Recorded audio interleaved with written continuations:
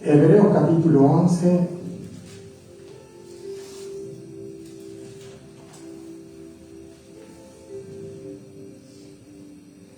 Capítulo 11, versículo 7. Estamos hablando de la fe.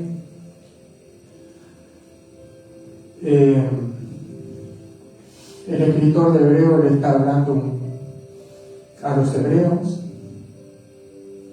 y los hebreos habían bajado los brazos, una iglesia perseguida, una iglesia que le costaba la vida ser cristiano, porque en aquella época costaba la vida, en aquella época eran considerados los cristianos sediciosos y que consternaban al mundo entero. Estos cristianos o estos judíos convertidos al cristianismo estaban de alguna manera bajando los brazos. Algunos se habían dejado congregar, otros estaban blasfemando ya, negando la fe. Ellos habían sido iluminados con la verdad, pero estaban retrocediendo, y el escritor de Hebreos les tiene que hablar duramente la palabra, porque les dice, debiendo de ser maestros ya después de tanto tiempo, son niños espirituales que no podés comer la grosura porque no sos apto. Por esa causa ellos estaban flaqueando la fe. Saben que el conocimiento bíblico te trae convicción. Dios te habla a través de la palabra y te trae convicción. Eso no quiere decir que tú, por más conocimiento bíblico que tengas, tú no te apartes del camino de Dios. Pero cuanto más conoces la palabra, tanto más la palabra te va a hablar a tu corazón. El rey David dice: lumbrera es tu palabra a mi camino, lámpara a mis pies tu palabra y lumbrera a mis caminos. Entonces la palabra, dice, de Dios hace sabio al sencillo. Es como la miel que destila del panal. Entonces, el escritor de Hebreos le tiene que hablar acerca de estos testigos. ¿Quiénes son los testigos? Son todos estos hombres y que él está nombrando acá, que por la fe alcanzaron promesas y taparon boca de leones y evitaron fila de espada y se hicieron fuertes en batallas. Estos hombres que el mundo no era digno ni aún de desatar la correa de sus zapatos. Estos hombres que eran los héroes de la fe, que se mantuvieron como viendo al invisible, hombres que andaban, muchos de ellos con pieles de animales, desnudos, pero que el mundo no era digno. Y esto es lo que trata de hablarle el escritor de Hebreos a los hebreos, porque lo único que nos mantiene firme es la fe. Y acuérdese que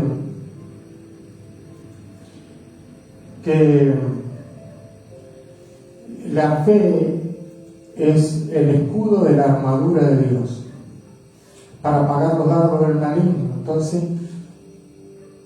¿cómo nosotros adquirimos esa fe? La fe viene por el oír la palabra. Y la fe es un don de Dios.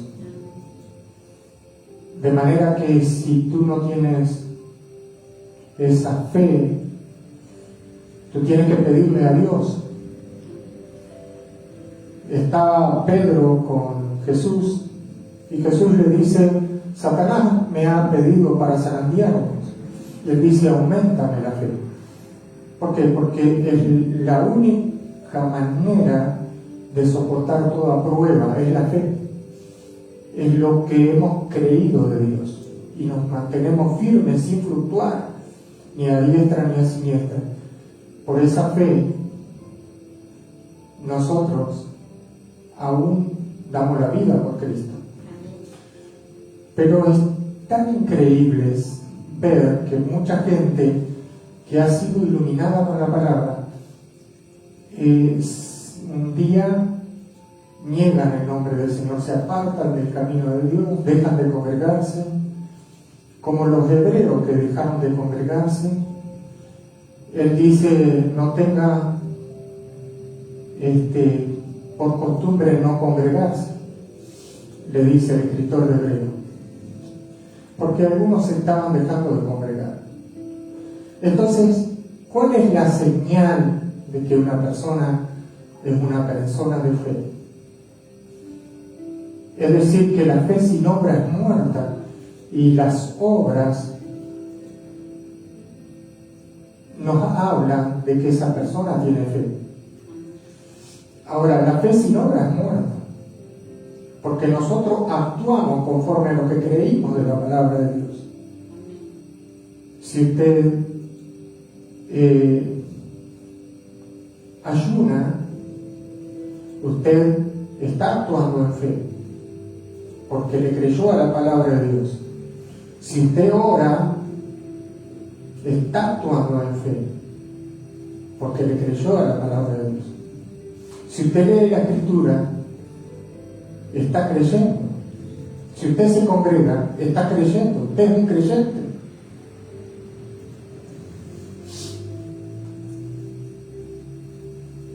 Pero había un discípulo de Jesucristo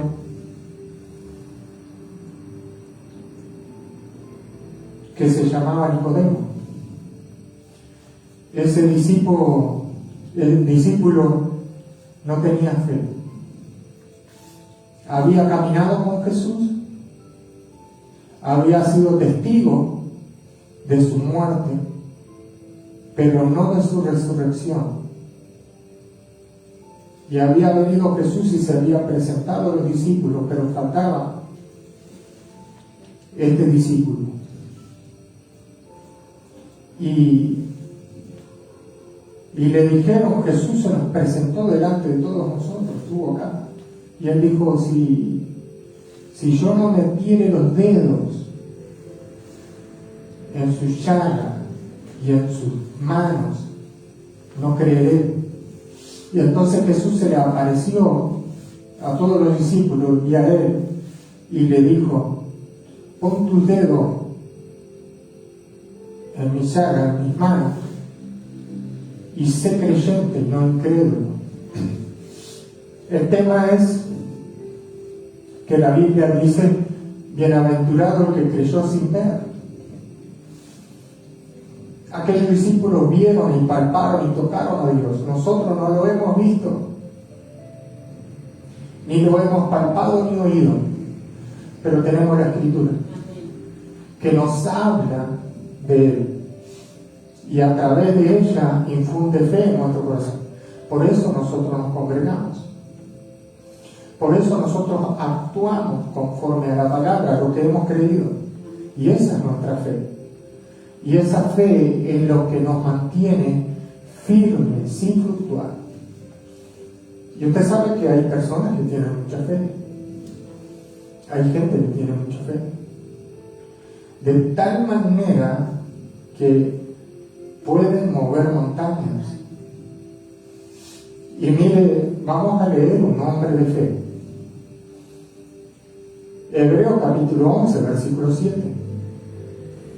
Por la fe Noé, cuando fue advertido por Dios acerca de cosas que aún no se veían,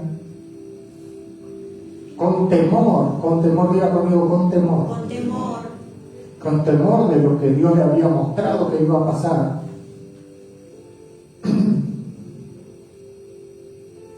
preparó el arca en que su casa se salvase.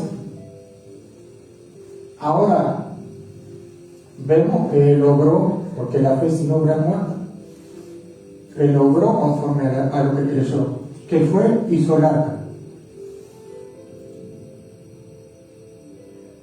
Ahora Dios te habla a través de la palabra y tu obra conforme a la fe que tú tienes en tu corazón de lo que creíste, a lo que está escrito.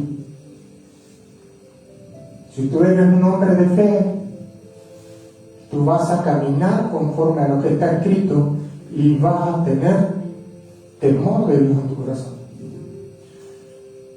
Y no vas a fluctuar ni a diestra ni a siniestra, porque Dios te habla a través de la Sagrada Escritura.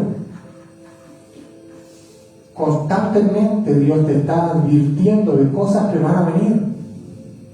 Y tú tienes que tener temor de las cosas que se vienen, porque Dios nos está diciendo que el Señor Jesús vendrá pronto. Y el escritor de Hebreos le está hablando a los hebreos, tratando de infundirle esta fe que tenían aquellos héroes de la fe, diciendo: el que ha de venir vendrá y no se tardará. Y el que retrocediere no agradará mi alma, no agradará al Señor. Porque sin fe es imposible agradar a Dios. Por eso la fe, dice el escritor de Hebreos, es la certeza de lo que se espera. ¿Y qué era lo que le estaba hablando? Acerca de la venida del Señor. Y la certeza de lo que se espera, ¿qué estaban esperando? La venida del Señor y la convicción de lo que no se ve. Así también hoy nosotros tenemos esa certeza de que el Señor viene pronto y viene a buscar una iglesia que está preparada, una iglesia sin mancha, apartada del mundo, una iglesia que se está preparando. Y le dijeron al Señor: ¿quiénes son estos que están vestidos de ropas blancas? Y el Señor dice: esta es la esposa del Cordero. El ángel del Señor le dice a Juan, en la isla de Patmos: esta es la isla, la esposa del Cordero que se ha preparado y se le ha dado que se vista de lino fino, que son las acciones justas de los santos. Las acciones justas de los santos representaban el lino fino. Pero ¿por qué esta iglesia se preparó? Porque la palabra nos dice que el Señor viene pronto y la iglesia camina como viendo lo invisible, preparada, porque si el Señor viene hoy, la iglesia se va con él. Entonces la iglesia vive como si fuera el último día. Y la esperanza de la iglesia es que y la oración, la esperanza y la oración de la iglesia es: Señor, ven pronto. Y la esperanza es que Dios viene a arrebatar su iglesia, a buscar su iglesia. Y entonces la iglesia madura, una iglesia que está llena de fe, es una iglesia que camina conforme a la voluntad de Dios y guarda su palabra y con temor y temblor camina cada día. Esa es la iglesia que tiene fe. Ahora, Noé, Dios le había hablado a Noé y Dios le había dicho: bueno, viene un diluvio que va a tapar toda la tierra, yo te ordeno que hagas un arca. Ahora, él fue e hizo lo que Dios le dijo que hiciera, y con temor a lo que había visto, de lo que iba a venir, porque Dios le mostró revelación de lo que iba a ser el mundo anegado en agua, y que no iba a quedar nadie vivo, solo él y sus 8 parientes iban a vivir. Después los demás, nadie más. Iban a morir todos. Ahora, nosotros tenemos la palabra y Dios nos habla conforme a su palabra todos los días. Si nosotros tenemos fe, la fe que tuvo Noé, nos preparamos como Noé. Nos preparamos. Constantemente estamos orando. Y eso es la fe. ¿Me está entendiendo? Amén. Mira, yo te voy a contar una historia. Yo tenía una amiga. Esa amiga tenía 109 años. Era la mujer más longeva del Uruguay. Enfrente de mi casa vivía ella.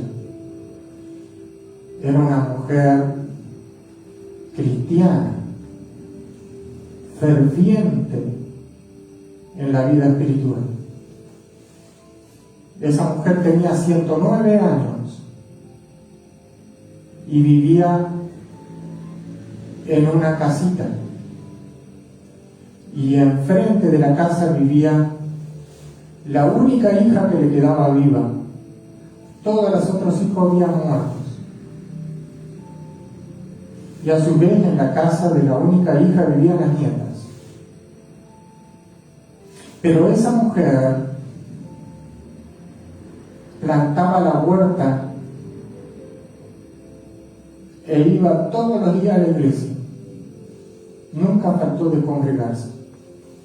Un día, cuando ella era joven, había intentado suicidarse. Había un pozo, un aljibe, y ella intentó tirarse para dentro del pozo. Hubo una mano que la sacó cuando ella iba para adentro, y la sacó y la tiró contra el suelo. Ella no vio a nadie. Miró para todos lados, no había nadie. Y desde ese día ella se convirtió en Dios y nunca más se apartó del camino del Señor. Luego tuvo 3 esposos en su vida. Los 3 murieron y todos sus hijos y sus yernos, todos habían muerto. Ella seguía viva. Un día cae de rodillas, se lastima las piernas, la rodilla, con unas piedras que había. Y ella le dijo: Satanás, no me vas a impedir que yo me congregue. El canal de televisión de acá, no me acuerdo si era el canal Gibbs, fue a hacerle una entrevista, porque era la mujer más longeva. Me acuerdo que le llevaba un ramo de flores. Yo estaba ahí en la entrevista y le hicieron una pregunta: ¿por qué ella vivía tanto y estaba tan bien? Y ella le contestó: porque yo sigo a Dios. Y Dios le había guardado toda su vida. Nunca se enfermó. ¿Y sabe qué? Comía lechón, comía de todo y nada le hacía nada. Nada, absolutamente nada. Comía de todo. Le gustaba comer de todo. A los 114 años muere y queda ciega a los 114 años y después muere.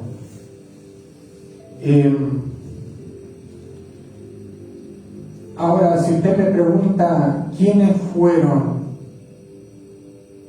las personas que influenciaron mi vida, y ella fue una de ellas.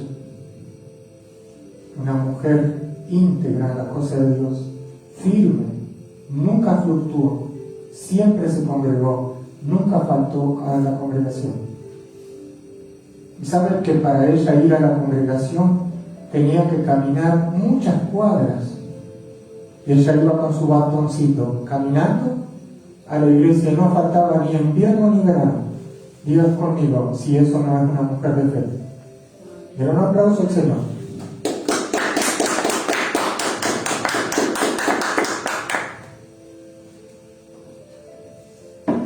¿Qué me apartará del amor de Cristo?, dijo el apóstol Pablo.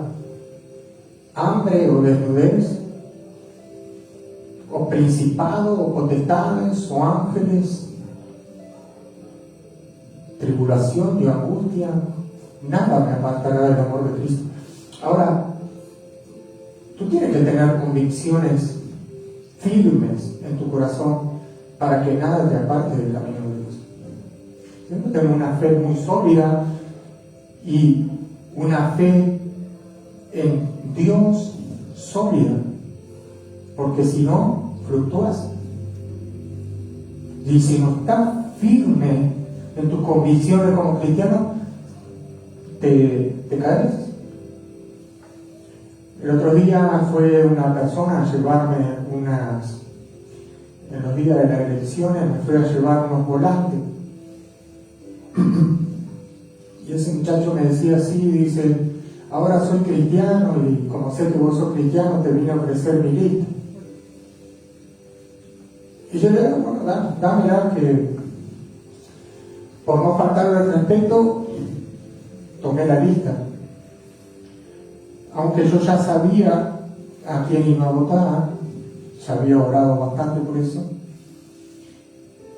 El tema es que yo me pregunté, ¿tendrá convicción este hombre? Porque ser un cristiano tiene que tener convicciones. Y estar en el gobierno, tú tienes que tener convicciones para no corromperte. Ahí donde hay muchas cosas que te pueden venir a hablar. Y si tú eres un cristiano que va a trabajar en el gobierno, yo estoy agradecido de que haya un cristiano en el gobierno, pero tiene que tener convicción. Si no, no sirve de nada. Si se vende por los primeros, las primeras caricias que le den, ya está. Entonces, en todo lugar nuestro testimonio hable más que las palabras. Nosotros tenemos que ser cristianos fervientes, no solamente acá cuando estamos en la casa de Dios. Nuestro testimonio y nuestra fe en Dios y ser testigos de Cristo es afuera de la iglesia, en nuestro hogar, en nuestro trabajo. Y si estamos en el gobierno, mucho más, que estamos representando a la gente que nos votó y que puso la confianza en nosotros. Ahora, usted me pregunta a mí si yo votaría a un cristiano para que esté en el gobierno. Sí, lo votaría. ¿Pero por qué? Porque considero que se votan leyes en el gobierno a veces que van contra las cosas de Dios, y está bueno que haya un representante, pero tiene que tener convicciones. Pero si no tiene convicciones, es un falso testigo de Cristo aquí y en cualquier lado, y deja el testimonio de Cristo por el suelo, porque lo primero que dice la gente, ¿y este no es cristiano? Entonces nosotros como cristianos tenemos que tener convicciones, y nuestras convicciones tienen que estar firmes. No podemos decir, yo soy un hombre de fe, y faltar al culto. Si estamos maduros, no ayudar en la obra. Ya es el tiempo de que nosotros maduremos espiritualmente y que nuestro testimonio hable más que nuestras palabras, que los testigos, los que nos miran, los que nos ven, imiten nuestra fe, sabiendo que nosotros somos inquebrantables, que somos inquebrantables en nuestro corazón. ¿Me está entendiendo? Que a nosotros, los cristianos, no somos un fraude, que no decimos cosas en el altar y después que salimos hacemos lo contrario. Porque Jesús decía de los fariseos hipócritas, y decía que ellos eran hipócritas. Jesús decía de los escribas y los fariseos esas cosas. Y se escribió mucho acerca de los altercados que tenía Jesús con los religiosos de aquella época. ¿Por qué? Porque decía hacer todo lo que ellos dicen, pero no hagan lo que ellos hacen. Había hipocresía.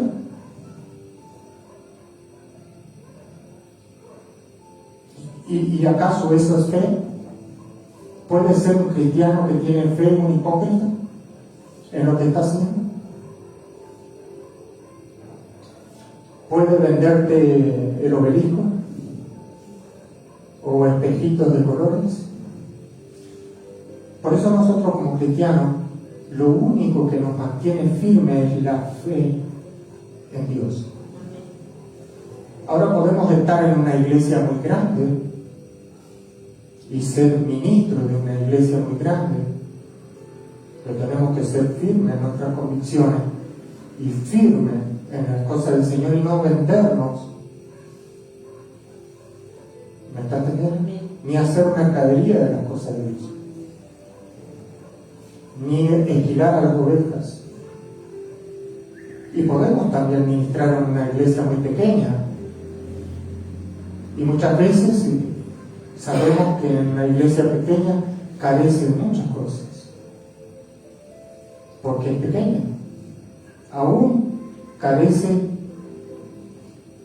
de instrumentos, de cosas, pero si en lo poco me fuiste fiel, en lo mucho te pondré. Y nosotros tenemos que ser fieles. Y esa es nuestra fe como cristianos. Pero tenemos que ser cristianos genuinos, amén. Y no ser creyentes a medias, sino realmente creyentes, para que los demás puedan ver en nosotros el testimonio.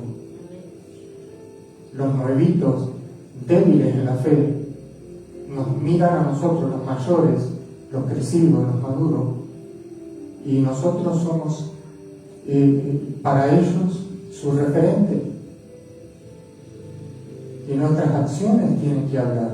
Y la fe sin obra es muerta. Y nosotros obramos conforme a lo que creímos. ¿Me está entendiendo? Usted no viene acá a la iglesia y aplaude, gloria a Dios, y después sale de acá y anda haciendo cualquiera. Entonces, ¿dónde está tu fe? Dice la Escritura. Yo te mostraré mi fe por mis obras. Y mis obras es lo que yo he creído y cómo camino. Y si mis obras son buenas, entonces mi testimonio es bueno. Si no, mi testimonio es malo. Porque mis obras son malas. Y hablan de mí, que yo no soy un fiel testigo de Cristo. Soy un falso testigo. Así como habrá falsos pastores, falsos maestros, falsos profetas, falsos testigos de Cristo que harán mercancía del pueblo de Dios. Imagínense mercancía, ¿de qué se trata? ¿Van a esquilar las ovejas? Así, sea una iglesia grande o una iglesia pequeña, la conducta de aquel que es ministro debe ser justa, delante de los ojos de Dios y delante de los ojos de los hombres, y fiel testigo de Jesucristo, santo, apartado del mal. Si no dejamos de ser cristianos, nos vamos al mundo. ¿Me están entendiendo? Y dice, el temor preparó el arca en que su casa se salvase, y por esa fe condenó al mundo. ¿Por qué condenó al mundo?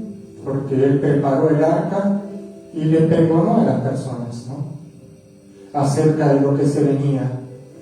Y el mundo se burlaba de él, y como los días de Noé, hacían fiestas y estaban en deleites. ¿Qué quiere decir? Que no estaban en temor. Él sí estaba con temor. Él decía, lo que se viene es tremendo, y estaba con temor y temblor. Los otros estaban de cachembre. Y él les decía, se viene un diluvio, Dios me habló y me dijo, se viene un diluvio, arrepiéntanse, vuélvanse a Dios, Dios va a traer juicio. Que te escuche otro,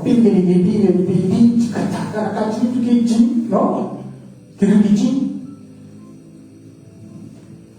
Y dice que en los últimos días será como los días de Noé, cuando el Señor venga.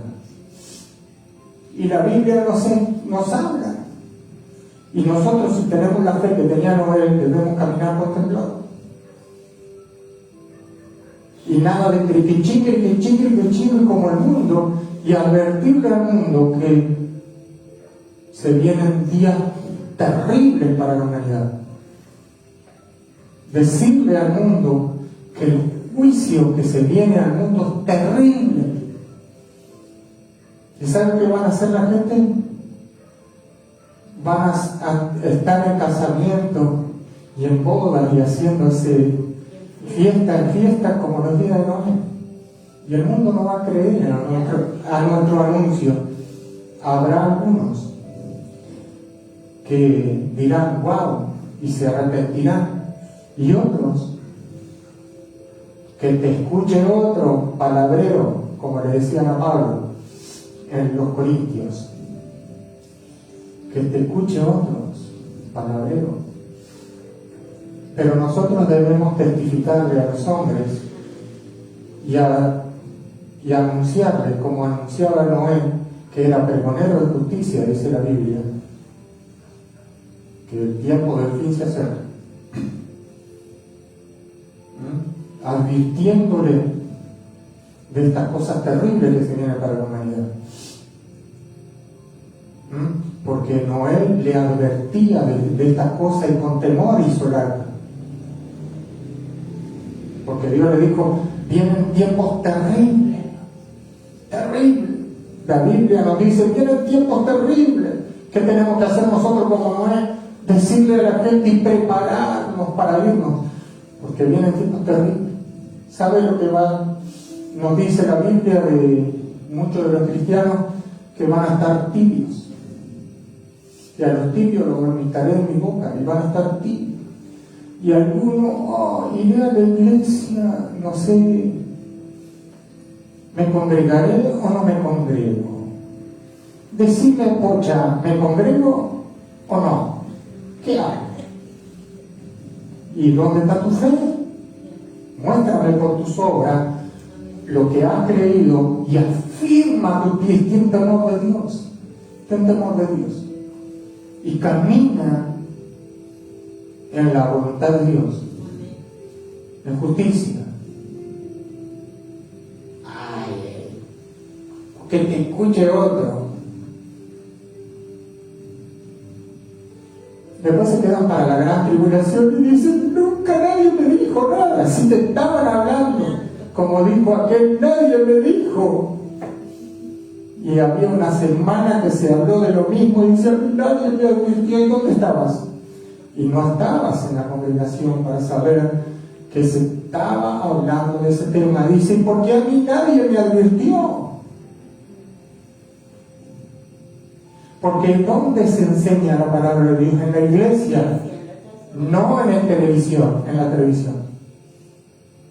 Ay, nadie me advirtió a mí, cristiano dominguero o cristiano santacenero, porque hay algunos que vienen solo en la Santa Cena y se olvidan de que Dios nos amó y dio su vida, por eso se olvidan con una facilidad muy grande. ¿Y dónde está su fe? Entonces en esta misma condición estaban los hebreos que estaban dejando de congregarse, y el escritor de Hebreo le está hablando acerca de esta galería de la fe, acerca de estos testigos, de esta nube de testigos, para que por la fe ellos también alcanzaran las promesas de Dios, como nosotros, que también por la fe alcanzamos la promesa. Y ellos estaban perdidos. Estoy hablando de los hebreos y de los cristianos de este tiempo, tibios, que andan perdidos.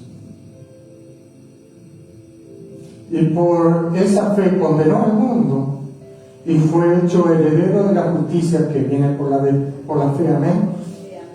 Vio que en cada relato que habla de cada testigo, habla un testimonio y habla acerca de la justicia que se adquiere por la fe. La justicia se adquiere por la fe. Nosotros aceptamos a Jesús como Salvador y creímos y fuimos justificados por fe, igual que en Noé fue justificado por fe. Amén. Pero vimos que Enoc fue traspuesto por la fe, es decir, que fue arrebatado por esa fe. Pero también vimos que Abel ofreció el cordero del sacrificio para ser perdonado su pecado, y también recibió la justicia de la fe por haber creído. Dios también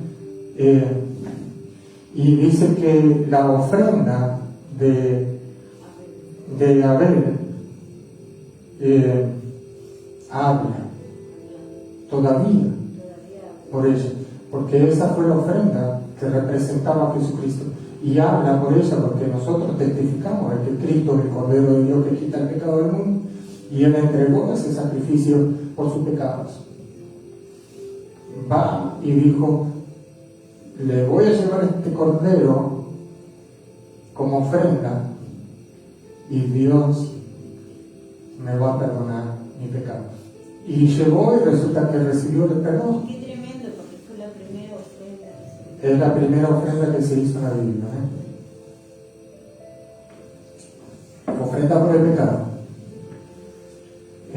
el sacrificio de paz, porque Cristo es nuestra paz. Ahora, la ofrenda de Abel habla hasta el día de hoy. Amén. Qué tremendo ese testimonio de Abel. Ahora, te voy a hablar de un hombre más de fe y cortamos porque ya se me fue la hora. Yo me acuerdo que era nuevo en el Evangelio, tenía 20 años. Tengo 53. 21 años cuando me convertí. Y me acuerdo que había un compañero mío que tenía 25, que estaba en la iglesia y lo enviaron a una misión. Él tenía que ir, yo soy de Salto, él tenía que ir a un pueblo de Salto a llevar la palabra. Y ese pueblo quedaba afuera de la ciudad. Y ese pueblo se llamaba, ¿cómo era? Bueno, después me voy a acordar.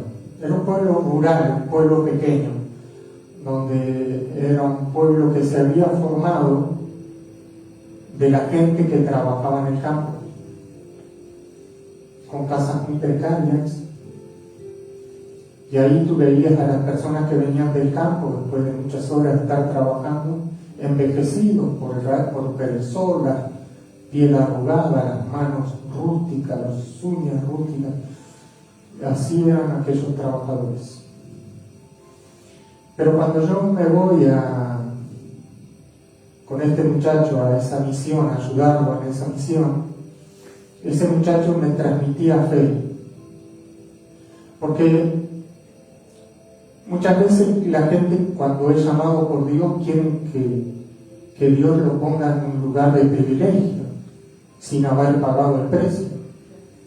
Y ya quieren arrancar en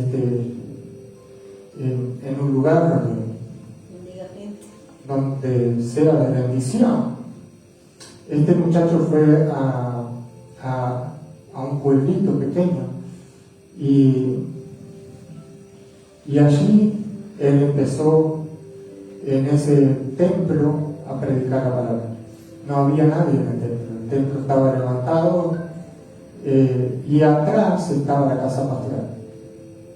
Pero la casa pastoral era una pieza de 2x2, bajita, con un techo bajito, en Salto, en el verano, 50 grados de calor, allá adentro hacía 60, para morirse. Apenas entraba la cama en esa piecita, un calor. Y él vivía ahí y el templo estaba delante. Y ese muchacho fue llamado por Dios y él obedeció al llamado y fue a ese lugar a sembrar la buena semilla, a llevar la palabra de Dios y a anunciar el evangelio del reino del cielo. Y allí fui yo también como colaborador de él para ayudarlo en mis primeros pasos. Y ese muchacho era un hombre fiel a Dios y era un testigo de Jesucristo inquebrantable, apasionado por las cosas de Dios.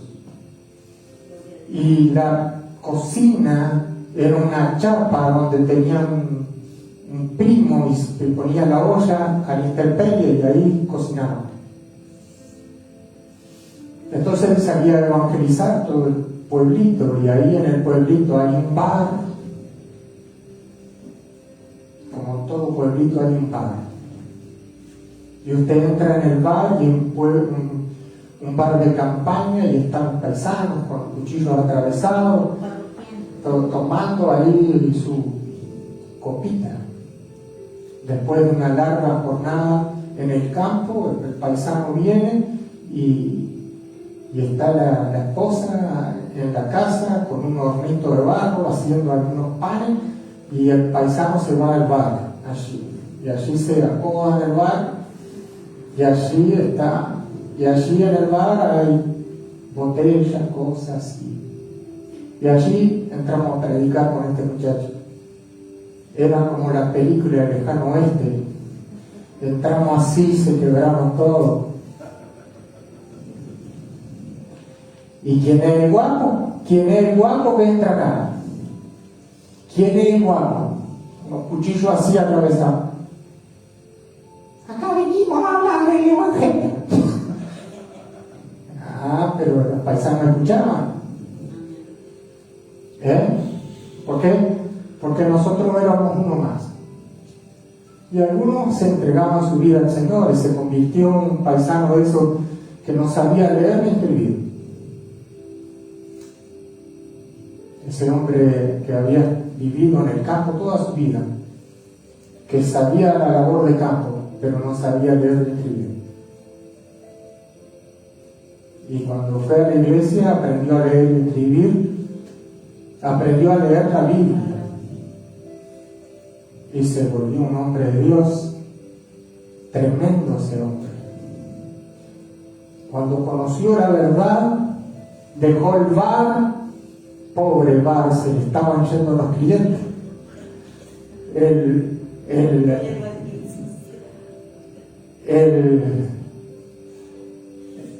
No vendía más caña blanca ni nada del bar, ni grapa miel, ni cosa de eso. Y nosotros estábamos ahí. Esos fueron mis primeros pasos, pero ¿quiénes fueron los que influenciaron mi vida? Estos hombres de fe que se aventuraban a ir a lugares desolados, a pasar mal, porque no había aire acondicionado, no había luz, no había comida, había que rasquetear por todos lados. Algún vecino piadoso te tiraba con alguna cosa para cocinar, porque vos ibas a veces sin salario, y allí estábamos predicando. Mis primeros años de predicación fueron ahí. Bueno,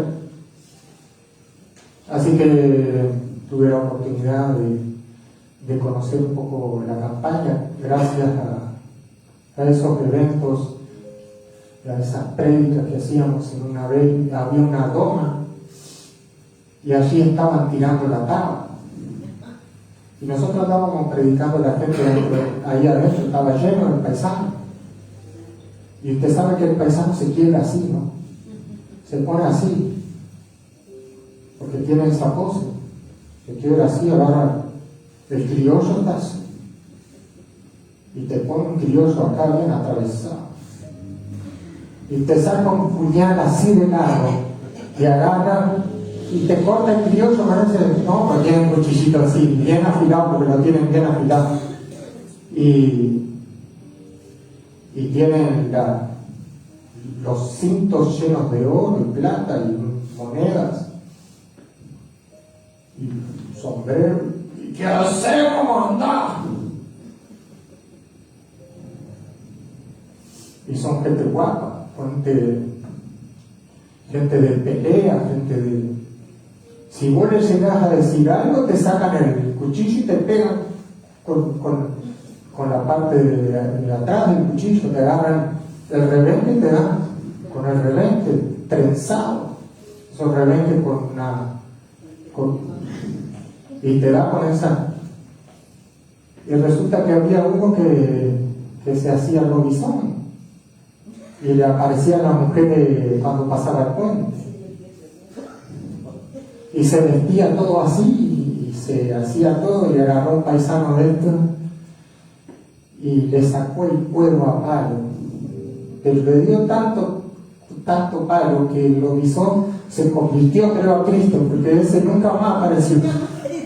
No asustó más a nadie. ¿Sabe? Las historias de campaña son tremendas, pero lo que le quiero decir de estos héroes de la fe, que muchas veces se iban hasta sin comer,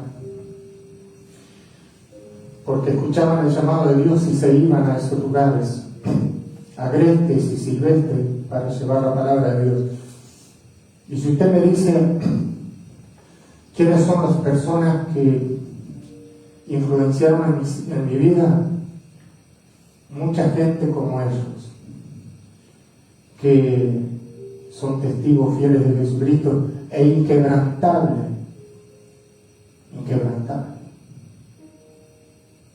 Esta mujer con 109 años no faltar nunca a la iglesia e irse con el bastoncito caminando cuadras para llegar a la casa de Dios. Esos son hombres de fe. Esos son hombres de fe. Hoy tenemos la costumbre de no congregar. Pasamos. Pero los hombres de fe, sus obras hablan más que sus palabras, sus acciones y sus hechos. En su hogar, con su familia, dan testimonio de Jesucristo. Su conversión, sus actos, sus acciones, es la fe de sus corazones que cambia vidas. Y aquella mujer que el hombre la golpeaba, venía a los cultos y cuando llegaba a su casa el hombre le pegaba. Y ella nunca dejó de venir a congregarse, a pesar de que cuando llegara a su casa su esposo le iba a dar una paliza. Con todo y eso ella seguía y siguió hasta que el esposo se convirtió. Hombres de fe, inquebrantables, de una mentalidad inquebrantable, imposible de derrotar a esos hombres fuertes espiritualmente. Posible. ¿Me están entendiendo? Esos son hombres de fe. Que Dios los bendiga.